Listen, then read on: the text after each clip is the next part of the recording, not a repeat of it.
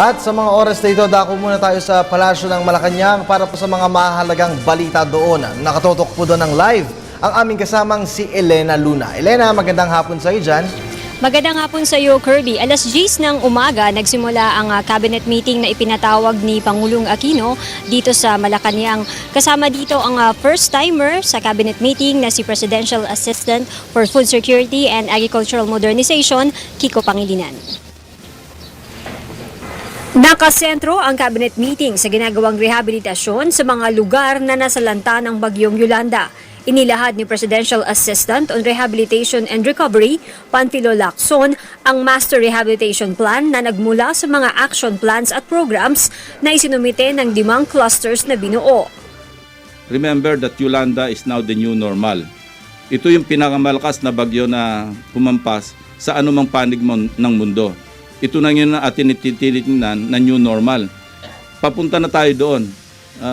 It is unfortunate, it is tragic, pero dapat paghandaan natin yung mga calamities na kasinlakas ng Yolanda. So with that, palagay ko dapat marinig din natin yung ating mga kasamahang cabinet. Sila yung mga implementing agencies. Yung PAR, wala po kaming implementing power or authority. Kami coordinator lamang. At so far naman, yung coordination, lalo sa mga cluster meetings na pinamumunuan nga ng mga cabinet secretaries, tuloy-tuloy. Yung infrastructure cluster, nakapag-sumiti na sila ng action plan and program.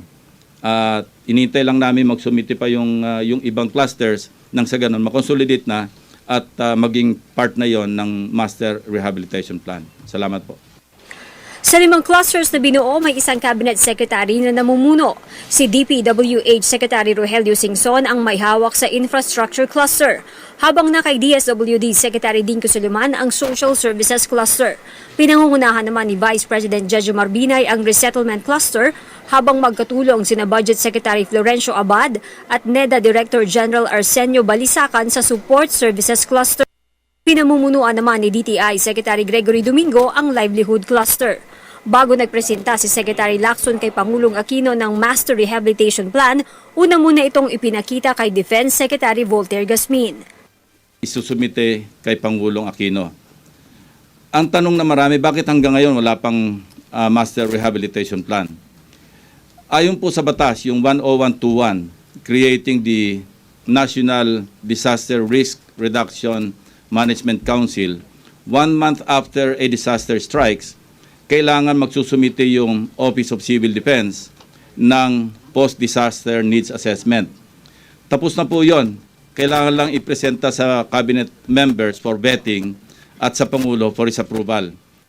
Dumalo rin sa cabinet meeting ang bagong miyembro ng official family ni Pangulong Aquino na si Presidential Assistant for Food Security and Agricultural Modernization na si Secretary Francis Kiko Pangilinan. Ongoing pa rin, Kirby, ang cabinet meeting na ito na tumatagal na ng mahigit 3 oras. Mamaya ay antabayanan natin ang mga detalye mula sa mga Pangulong Aquino na dumadalo rin sa cabinet meeting. At yan ang ating balita mula dito sa Malacanang sa tulong ng RTVM. Ako si Elena Luna para sa Telebisyon ng Bayan.